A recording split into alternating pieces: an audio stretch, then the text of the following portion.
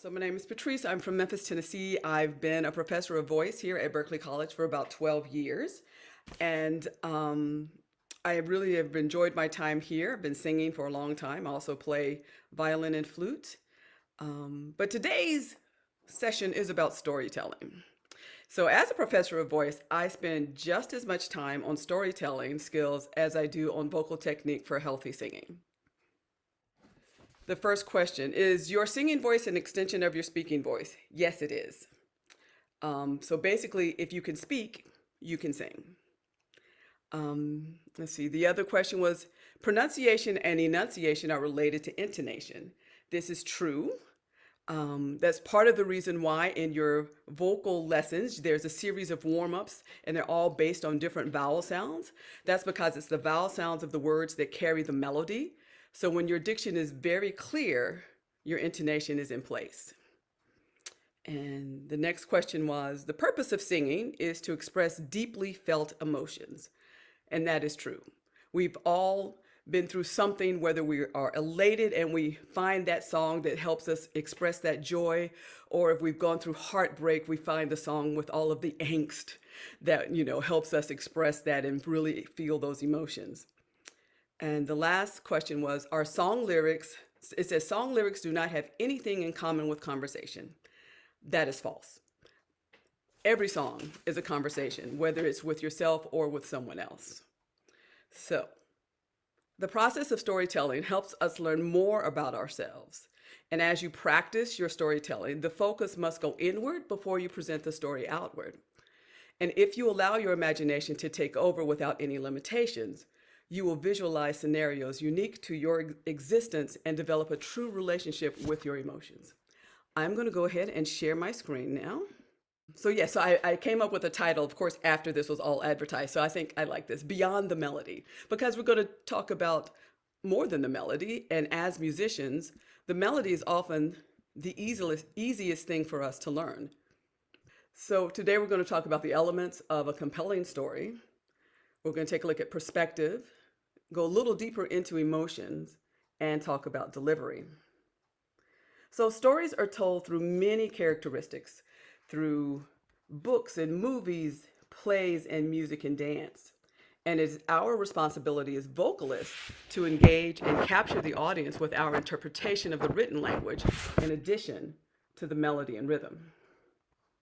Storytelling is all about communication, and it is an art that needs to be practiced. As your storytelling skills increase, you're perfecting your communication skills for all areas of your life. And the goal is to have clear, concise communication with meaning. Now, have you heard that phrase, say what you mean and mean what you say?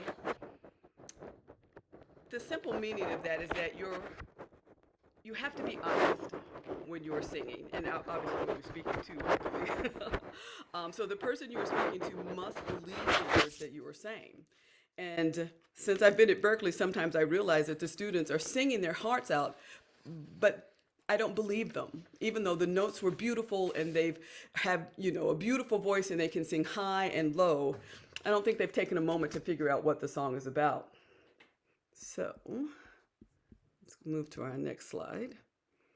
So we have to figure out what the elements of the story is, what they are. And so in order to find the story beyond the melody, you want to figure out what the characters are. You want to know what the setting is.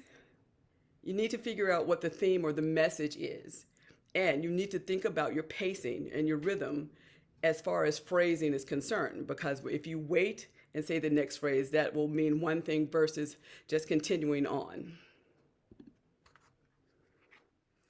And, oh, wait, let me go back. I'm so excited. So as singers, we put a lot of focus on melody, as we should, but just as much time should be put on the lyrics. So I always have my students read the lyrics before learning the melody. This way we immediately begin working on what the story is by thinking about what the characters are. And by doing so, we get a deeper meaning of the song and we can figure out what the outcome is going to be. So taking time to figure out what you are singing about is huge. And as you may know, 98% of all songs are about love in one form or another. So then we've got to go beyond the surface to discover the true source of the emotion. Sticking with the theme, the love theme, you can go, well, is it about infatuation?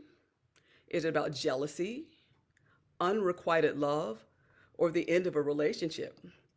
Even though the larger theme is love, all of those sub themes means we're going to deliver the song in a different way. So by doing this work, we can begin to see the story unfold in our minds. Example, I have a student right now who's singing a song by Chrisette Michele. It's called Like a Dream.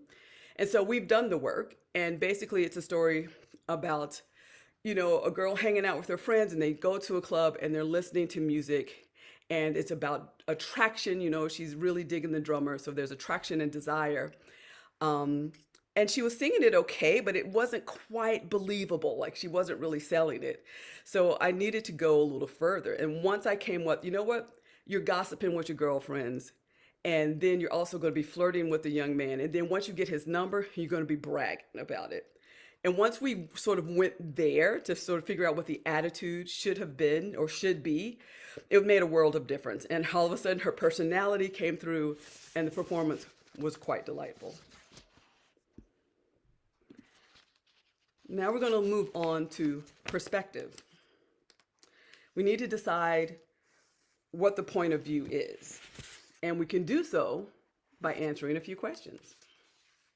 We need to know, who is the singer? And who is the singer singing to?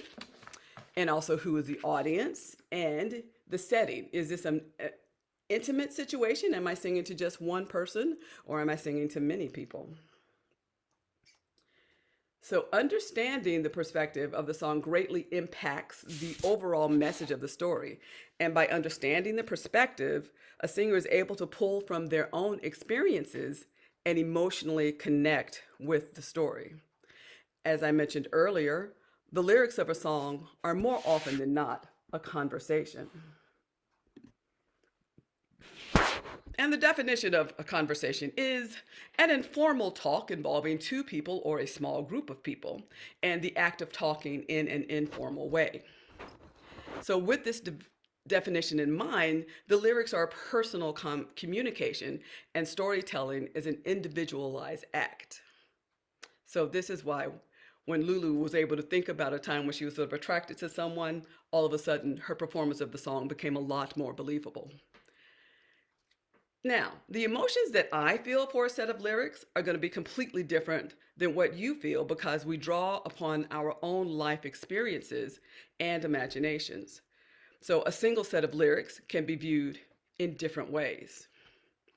I want us to take a look at the lyrics to a song. It's called I Thought About You. It was popular back in the 1930s, and it was written by Jimmy Van Heusen with lyrics by Johnny Mercer. Let me share those with you. All righty. And so, as I mentioned, this is a conversation. And I'm just going to maybe close this so I can see it. There we go. And as I read them, I'm going to try to think about a conversation. Maybe I'm going to just speak to one person. And I'm going to add some words that aren't really there, just to try to find my natural speaking pattern, so it feels a little more natural. So, I took a trip on a train recently, and I thought about you. And when I passed that shadowy lane, I still thought about you. Well, there were two or three cars parked under the stars, and there was a winding stream. Oh man, and then the moon was shining down on some little town. With each beam, I had the same old dream. And at every stop that we made, oh man, I thought about you. Oh, and then when I pulled down the shade, I really felt blue because I'm missing you. And then I peeked through the crack and looked down the track, the one going back to you. And what did I do? I thought about you. So that may not have been my best rendition, but hopefully you get the idea. So for many years, I've been singing this song for a long time, and one of the obvious meanings of the lyric is referring to love. And it's probably a romantic love relationship. And this is the sentiment I used for many years whenever I performed the song.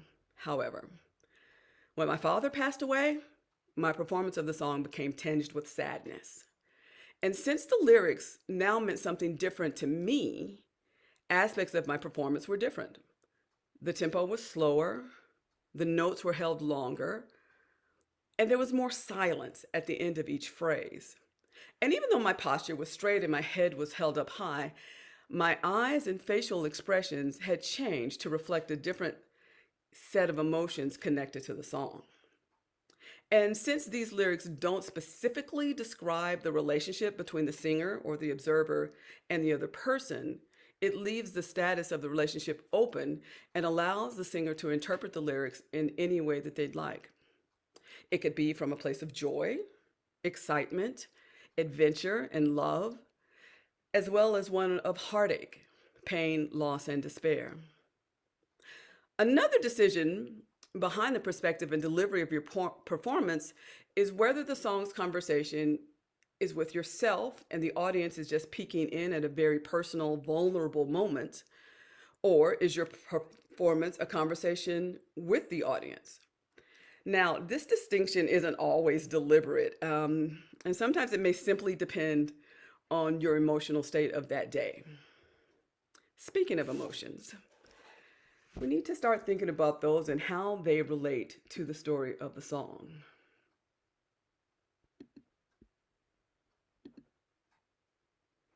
So we're just going to start with the big picture. Emotions are either comfortable or uncomfortable. And sometimes, there are a few songs that sort of come to mind. So like under comfortable, there's the word confident. And a very confident song, I think of Aretha Franklin singing Respect. It starts off nice and strong and she knows about her shit. She's like, what you want, baby, I got. And what you need, I got it. 'Cause all I'm asking is for a little respect. Those are declarative sentences and it's coming from a place of strength. And then there are songs of despair, like Adele. Adele has all sorts of songs about despair. Like, let's see. All I ask is if this is my last night with you. Hold me like, I forget the rest of the lyrics, but I hope you get the idea. It's all about heartache. And so there's a little more intensity in the notes, a little something that's a little more poignant and really direct. So when I have my students do the reading exercise, the goal is to stay close to your natural speaking voice and pattern. Oftentimes when I first introduce this, exercise, I'll have students go, I took a trip on a train and I thought about you. I passed a shadowy lane and I thought about you. It's very monotone. And, we have to tell them that's not how we speak normally. There's pitch in our speech, sometimes the inflection goes up and other times it goes down. However, the challenge that we have is that when we are reading song lyrics, the way that they are structured is to correlate with the musical phrases, and that doesn't necessarily coincide with grammar or conversation. Therefore, I'll strongly encourage everyone to write out the lyrics by hand and put it in paragraph form, complete with punctuation, and that will change the way that you read the words. So vocalists, our primary goal is to develop a deep understanding of what the emotions are in a given piece of music and to know how that understanding enhances our song interpretation. A helpful tool is to really know what you're singing about. Because like I mentioned earlier, there's often a disconnect between the words of the song and the story behind it that's being told. Now, back in the 1980s, Prince was very popular, and he had a song out called Little Red Corvette, and basically it's about a one-night stand. Now, my 16-year-old self didn't put two and two together. I just knew that it was a great song, and we were all singing it during lunch in the cafeteria. And one day, my dad picks me up, and we're listening to the radio, and Little Red Corvette comes on, and I'm singing it at the top of my lungs. And it was at that moment I heard the words that I was saying and I thought about what the song was really about. And I was like, oh, my 16-year-old self should not be singing this song. And needless to say, I got quite the lecture when I got home. So there are those stories where it's quite evident what the subject matter is. And then there are other songs where they use a lot of double entendre, even, so it's a risque subject matter, but they don't want to be quite so blatant about it. And Cole Porter comes to mind. He was really a champion at that. And sometimes, though, if you read the double entendre and you don't take a step back to figure out, well, what is the underlying meaning of that, that can affect the way that you deliver the phrases and the way that you interpret the song. Now, if you don't do this work, you're deleting the purpose of the song. That's only half of the work, Singing the melody well is only half of the task. And in order for the performance to be sincere, there needs to be an emotional connection to the story. Now, going back to the lyrics where I thought about you, we can take a look at them from two different perspectives, as mentioned before.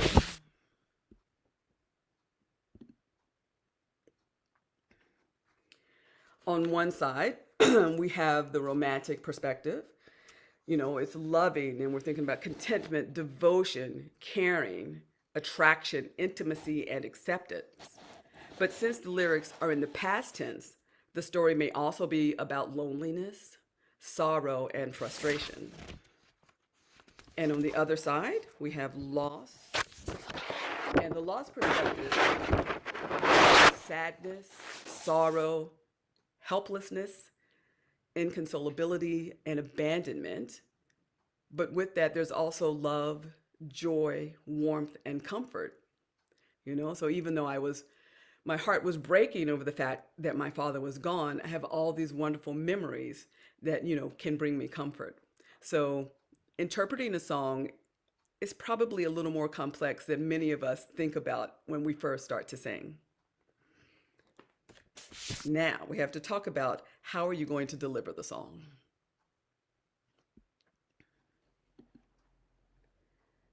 Question. Have you ever had a conversation with a friend and it's the way that they said something, like it was funny, it wasn't the way that they meant it to be said? And the reaction that you have is a result of that. And a lot of that has to do with inflections.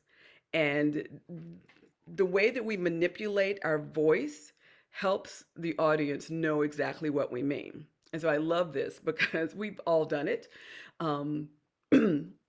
If you're taking your pet to the vet, you don't want to say it like, hey, want to go to the vet? It's like, hey, you want to go for a ride? That's a different delivery than want to go for a ride.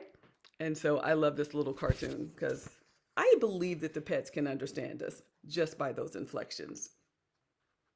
Now, let's see, what am I doing next? Sorry, I'm getting there a little early. I'm going to go back so we can look at the dogs. Now, when you are reading the lyrics to your song, you need to take a look at it. And if the line is a question, you need to read it in a way so people can hear the doubt from the inflections in your voice. Questions often begin on a higher pitch and then fall into normal speaking pattern. That small detail implies a question versus a less dramatic change in your pitch, which can imply certainty. And we all do this instinctively when we're reading from a book. Now, in addition to how we modulate our voices, our body language also plays an important role in conveying our messages. Sometimes the gestures are small and subtle, and other times they are big, as I've been doing during most of this presentation. And for us vocalists, it really is all about delivery. And you want to know what you're talking about when you tell that story. So now we have our steps to prepare a new song. This is what you have to do.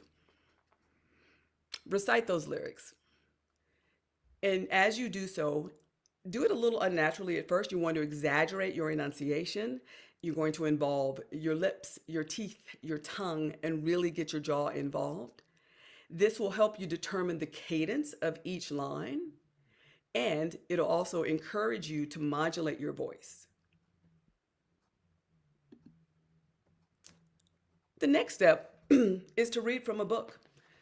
What better way to, figure out how to tell a story is to read a story. So just read a few paragraphs from a book. I like children's books and or young adult novels. I love Harry Potter, or A Wrinkle in Time. And what you'll see that when you are reading out loud, you will automatically change the inflections. It's not like we have to look at the end of the sentence to know that it's a question. We just do it instinctively. And so if you read a few paragraphs and then go back to the lyrics, you'll see that your delivery is different. So I also encourage you to, record yourself. Do it once, just reading it cold, then read from a book and then record it again. And you'll see, just how things have changed. And now the lyrics sound a little more like your natural words and it'll come through more as a conversation. Emotions. Storytelling is so connected to emotions, and singing is connected to emotions. So you want to study those lyrics to determine the story, and you want to create a list of nouns, adjectives, and verbs that fits.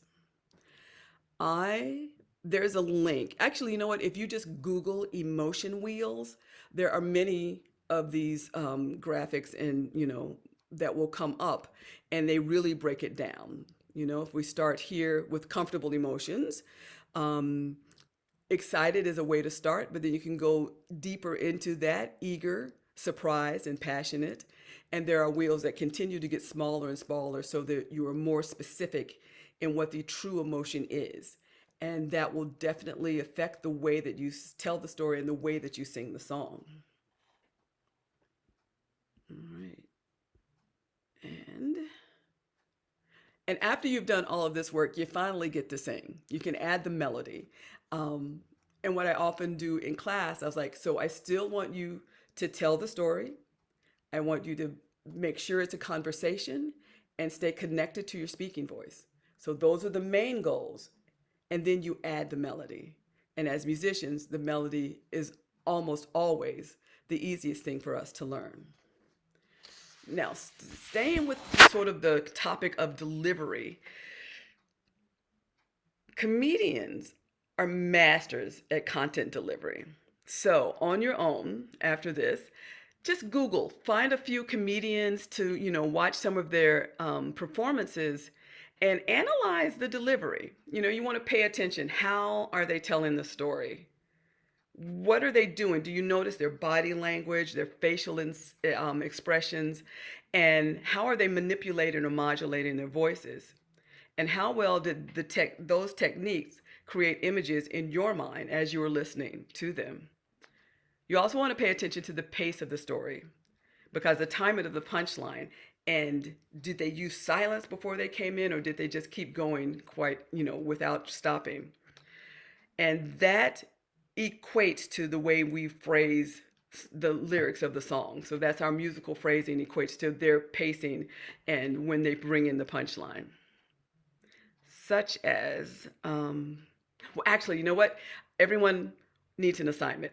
I hope to see many of you in Brazil in a few weeks. And so I want you to pick a song and go back and follow the steps in the outline. And there is going to be a handout so you don't have to, try to remember what I just went through. And on your own, practice the song in one way or another. Like, see if you can come up with more than one way to deliver the message. So it could be joyful. It's like, I took a trip on a train and I thought about you.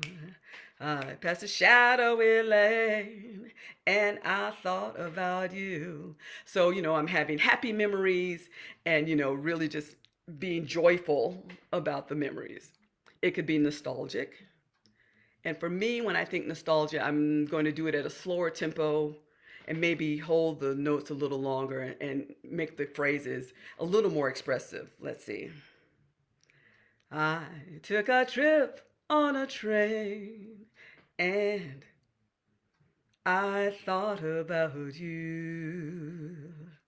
I passed a shadowy lane and I thought about you.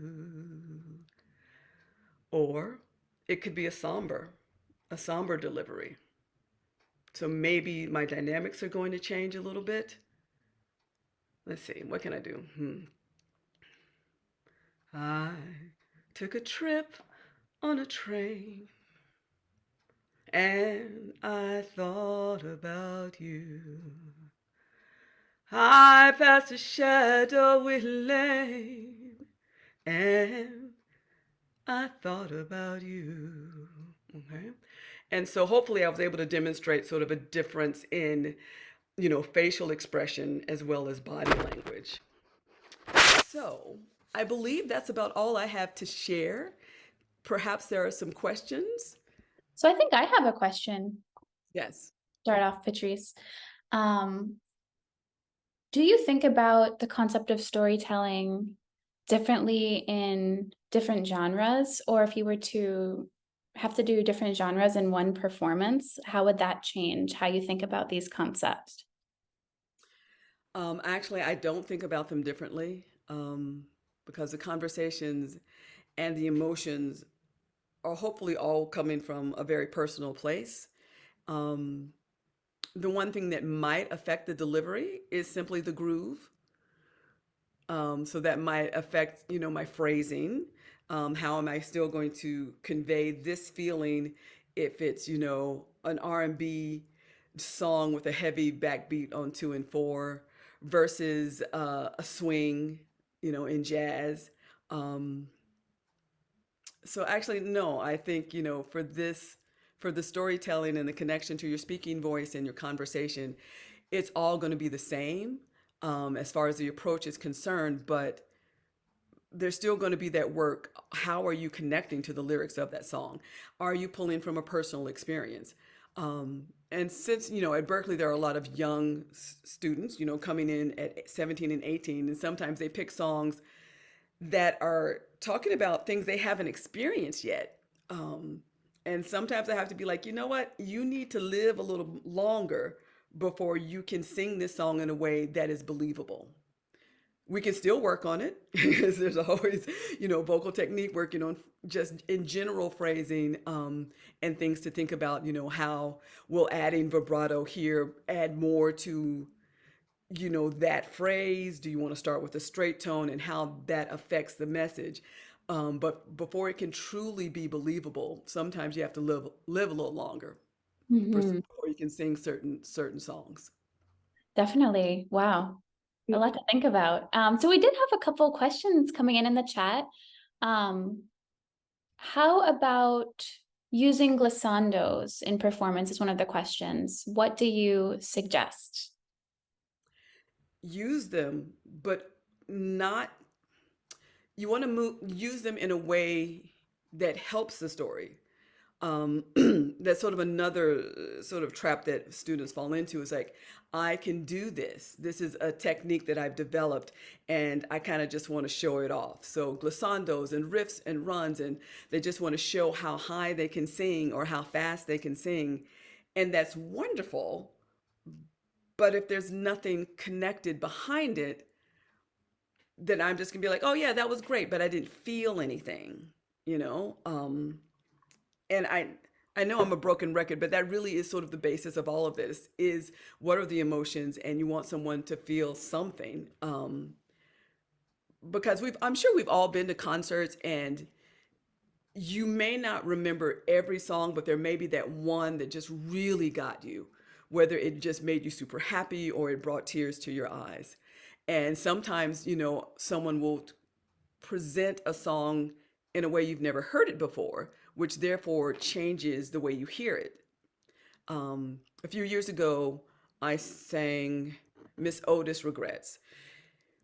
And usually on most of the recordings I had heard, it would be really fast. Miss Otis regrets she's unable to lunch today, darling. And I took a look at the lyrics and I was like, you know what? This is not a happy song. The basis of it is that she found out that her lover was cheating on her, and so she ended that person's life, and now she got caught and she went to jail. This is not a happy message. So I changed it. I sang it super slow, and I just did it with piano and muted trumpet.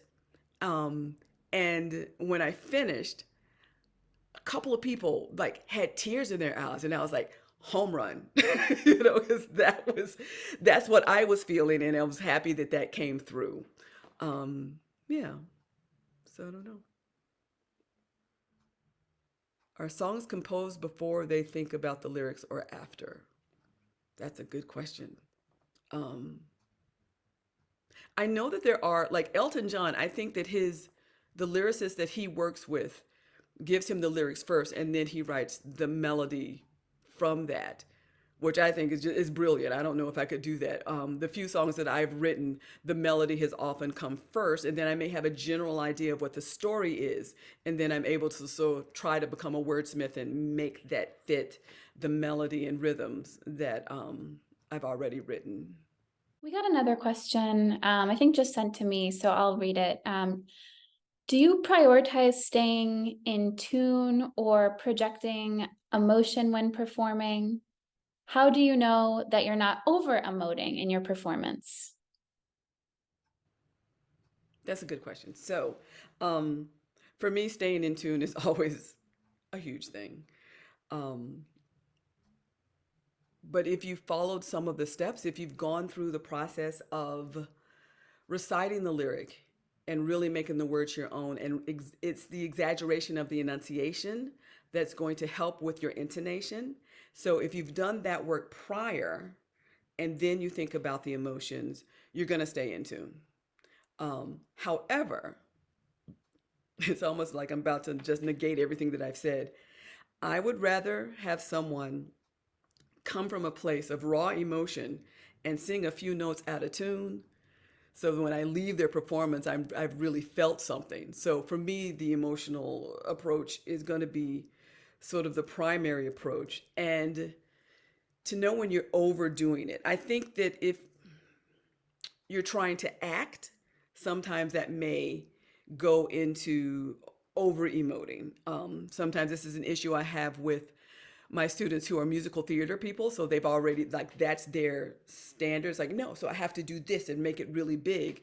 Um, but when I'm able to break it down and maybe help them find a personal connection to what they're singing about, they're able to not necessarily intentionally tone it down. It's just coming from a purer place, place that's more sincere. Thank you. I think there was two questions above the ones you asked in the chat. So one is best advice to help express emotion through the song, because not all person are kind of outgoing. And I think you touched a little bit on that, but any advice for, yeah. Um, it's going to be some, you may have to do a little more work in private. Because I know that you may not believe this, but I'm actually an introvert. Right now, this is a performance that I've practiced. So, but there is that work to do on your own. And sort of the bigger thing is that all of this is personal, and you don't have to, it doesn't have to be big for the true emotions to come through. I hope that answered a little bit of it. And then the other question was, how do you choose the key of a song depending on the lyrics? Or did you answer that one? I'm not No, I haven't sure. talked about, choosing a Okay. key. Mhm. Um, it's just sort of trial and error. Many of us will just begin singing along with the recording that we've listened to, and you can sort of tell if you're going too far away from your natural speaking voice, or you're sort of pushing a chest voice. And if you ever feel in any discomfort, you need to work on vocal technique and change the key of the song. And there are some songs where the melody is so extreme that you end up needing to change the melody ever so slightly so that you're not hurting yourself, and that it still feels comfortable and that you're not going too far away from your speaking voice. Sometimes, I'll have singers and they sing all the way back here, which is so far away from their speaking voice. And I'm not saying that you can't do that for a specific effect, but you just don't want that to be the default. Um, and same thing if you get a little too nasally, wanting to be, once again, use that for an effect or as a gateway to try to get into your mixed voice. You just don't want it to be your default. Well, yes. So yes, stop thinking about your voice and think about the lyrics. So, I think that was from Maria. I see we just got one. Is this session recorded? Yes, we are recording the session. We will be posting it on our YouTube channel, which is Berklee Global Initiatives. You can find us there, and you can find us on all social media, Global Initiatives or Berklee Global. Excellent. So, before we go, I just want to share one other thing. There is a handout that I will send to Bree, and maybe that could also be posted somewhere. Yeah, we can email this to everybody after. We can email it to the address that you registered for the meeting with. Wonderful. So in the handout, once it sort of goes into the steps of learning a new song in a little more detail, and it also talks